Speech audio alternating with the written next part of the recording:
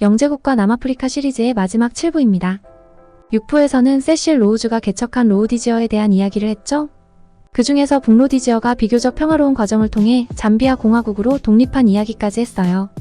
오늘은 남로디지어가 짐바브웨로 독립한 과정과 그 후의 상황까지 얘기함으로써 이 시리즈를 마무리해볼까 합니다.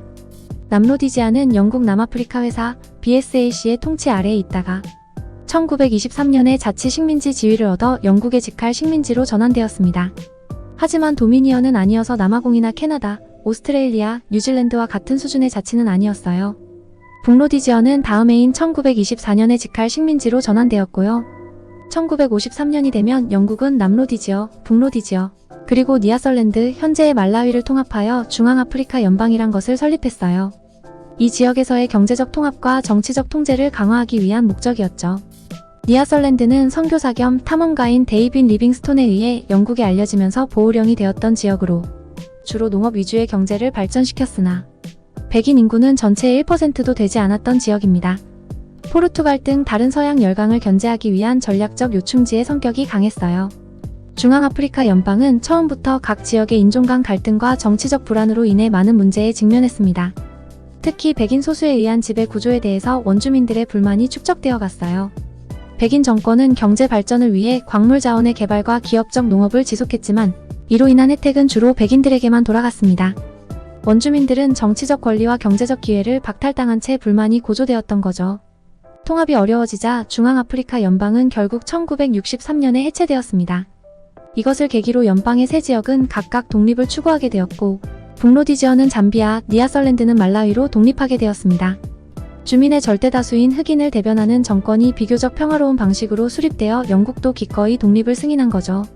가나를 비롯한 영국 식민지, 기니를 비롯한 프랑스 식민지의 독립이 1950년대 후반부터 시작되어 이른바 탈식민화 디콜로나이제이션 시대가 본격적으로 도래한 겁니다. 하지만 남로디지어는 여전히 백인 소수 정권의 통제 하에 남아있었기 때문에 독립 문제를 놓고 영국과 갈등을 빚었습니다. 남로디지어의 백인 인구는 전체의 5-6% 정도를 차지했고 이는 북로디지어의 2-3%에 비하면 2배 정도 많은 것이었으나 여전히 흑인 인구에 비하면 극소수에 해당하는 수치였죠. 5부에서 살펴봤듯이 남아프리카 연합이 1961년에 백인들만의 국민투표를 통해 남아프리카 공화국으로 전환하며 독립한 이후 어파트하이드 정책을 강화해서 국제적으로 여러 문제를 야기했기 때문에 영국 정부는 이러한 상황이 제국의 또 다른 지역에서 발생하는 것을 원치 않았습니다. 따라서 당시 영국의 해럴드 윌슨 노동당 정부는 님마 원칙이라는 것을 천명했어요. 노 인디펜던스 비포 머조러티 룰의 준말입니다. 그 지역에서 절대 다수를 차지하고 있는 주민의 통치체제가 확립되기 전엔 독립을 승인하지 않겠다는 의지의 표명이었어요. 그런데 남로디지어의 백인 소수 정권은 영국과의 협상이 결렬되자 1965년에 일방적으로 독립을 선언해버립니다. 이 독립선언은 로우디지어의 일방적 독립선언, 즉 UDI Unilateral Declaration of Independence라고 불렸고요. 이 선언으로 남로디지어는 로우디지어 공화국으로 체제를 전환했습니다. 이로 인해 로우디지어는 국제적으로 고립되었으며 경제 제재와 외교적 압박에 직면하게 되었습니다. 영연방에서도 사실상 퇴출되었죠. UDI를 주도한 로우디지어 총리 이언 스미스는 로우디지어가 백인 지배 체제를 유지하면서 독립할 권리가 있다고 주장했습니다. 그러나 이 선언은 영국을 비롯한 국제사회에서 인정받지 못했으며 유엔도 로우디지어에 경제 제재를 가했습니다. 이로 인해 로우디지어의 경제는 큰 어려움에 직면했으며 특히 금수 조치로 인해 무역과 금융이 제한되었습니다. 이러한 상황은 국내의 정치적 불안과 갈등을 심화시켰고요.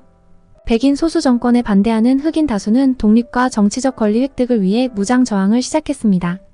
이는 로우디지어 내전, 즉 로디전 부시워로 이어졌으며 1970년대 동안 매우 격렬한 형태로 전개되었습니다. 이 내전은 주로 짐바브웨 아프리카 민족연합, 자누와 짐바브웨 아프리카 인민연합, 자프 등 흑인 민족주의 단체들이 주도했습니다. 이들은 게릴라 전술을 사용하여 정부에 맞서 싸웠으며 인근 국가들로부터도 군사적 지원을 받았습니다. 특히 로버트 무가베가 이끄는 자누는 점차적으로 영향력을 확대해 나갔어요. 내전은 1979년에 영국이 주도한 협상으로 끝나게 되었습니다. 랭카스터 하우스 협정에 따라 로우디지어는 임시정부 하에서 다인종 선거를 실시하여 짐바브웨이라는 새로운 이름의 나라로 독립하게 되었습니다. 1980년에 짐바브웨는 독립을 선포했고 로버트 무가베가 초대 총리로 선출되었습니다. 영연방, 즉 커먼웰스에도 재가입했고요. 무가베는 1987년에 대통령제로 체제를 전환시켰고 짐바브웨의 정치, 경제 구조를 재편하려 했습니다. 통치 초기에는 흑인 다수에게 교육과 보건 서비스를 확대하면서 긍정적인 평가를 받았으나 시간이 지나면서 독재적 성향과 경제적 실패로 인해 많은 비판을 받게 되었습니다. 무가베는 반대파를 탄압하며 정치적 권력을 장기간 유지했습니다. 특히 1980년대 초반에 마타벨렐랜드에서 발생한 구쿠라운디 학살은 그의 통치의 폭력성을 드러낸 사건 중 하나로서 수만 명이 희생되었습니다. 게다가 무가베 정부는 2000년대 초반에 백인 소유의 대규모 농장을 몰수하여 이를 흑인 농민들에게 재분배하는 급진적인 토지 개혁을 단행했습니다. 이 과정에서 농업 생산성이 급격히 하락했고 짐바브웨 경제는 심각한 위기에 처했습니다.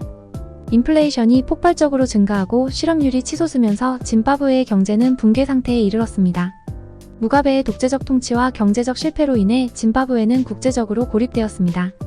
서방 국가들은 짐바브웨에 제재를 가했고 외국인 투자와 원조가 중단되면서 경제적 어려움이 더욱 심화되었습니다. 영연방도 2002년에 짐바브웨의 회원 자격을 일시 정지시켰고 이듬해 짐바브웨는 영연방을 탈퇴해버립니다.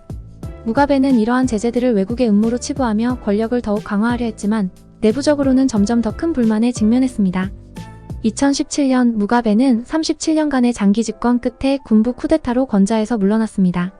군부는 무가베의 후계자 문제를 둘러싼 갈등을 계기로 그를 축출했고 이후 에머슨 음난가그와가 대통령직을 이어받았습니다. 영연방 재가입도 추진 중인데 2024년 8월 현재 아직은 논의 중인 단계입니다. 무가베의 몰락은 짐바브웨 역사에서 중요한 전환점이 되었으며 그의 독재 체제에 대한 저항이 마침내 결실을 맺은 사건으로 평가됩니다. 잠비아는 독립 이후 상대적으로 평화롭고 안정적인 발전을 이루면서 민주주의를 유지해온 반면에 짐바브웨는 무가베의 장기 집권과 그로 인한 정치적, 경제적 어려움을 겪었던 것이죠. 두 나라의 운명이 상당히 다르게 전개됐죠? 하지만 짐바브웨도 무가베의 몰락 이후 새로운 변화를 모색하고 있습니다. 로호디지어의 역사는 식민주의, 독립운동, 그리고 그 후의 정치적 혼란을 통해 아프리카 대륙의 복잡한 역사의 한 단면을 보여줍니다. 역사적 사실에 반대되는 상황을 가정하는 것, 즉 반사실적 접근법은 역사학에서 톱으로 간주되긴 하지만 만약 남아프리카 공화국과 로호디지어를 포함한 이 남아프리카 지역이 영국의 식민지가 되지 않았더라면 어떻게 되었을까요? 영국 역사가인 닐 퍼거슨의 말대로 스페인이나 독일 등에게 결국엔 식민화가 되었을 테니 그나마 영국 식민지가 되었던 게 다행인 걸까요? 남의 얘기니까 쉽게 들리시죠? 우리가 만약 일제강점기의 수모를 겪지 않았더라면 어떻게 되었을까요? 어차피 러시아나 영국의 식민지가 되었을까요? 이렇게 들으니까 열받으시죠? 맞습니다. 그래서 제국주의 시대의 선봉인 영제국의 이야기를 우리가 많이 공부해야 합니다. 여러 사례를 비교 검토하고 그것을 비판하는 과정을 통해서 우리 자신의 이야기를 더 견고하게 만들어갈 수 있거든요. 케냐의 마오마오 봉기 탄압에 대해 영국 정부가 사과한 것을 제가 쇼츠로 올린 적 있는데요. 그것도 이러한 문제와 관련된 이야기 중 하나죠. 이런 이슈와 관련해서는 할 얘기가 아주 많은데요. 앞으로 다른 영상들을 통해 영제국에 관련된 여러 이슈를 차근차근 다뤄보겠습니다. 포사이트의 영국 이야기 계속 시청해주세요. 구독과 좋아요는 채널 운영에 큰 힘이 됩니다. 감사합니다. 저는 포사이트 쌤 도와드리는 아이린이었습니다.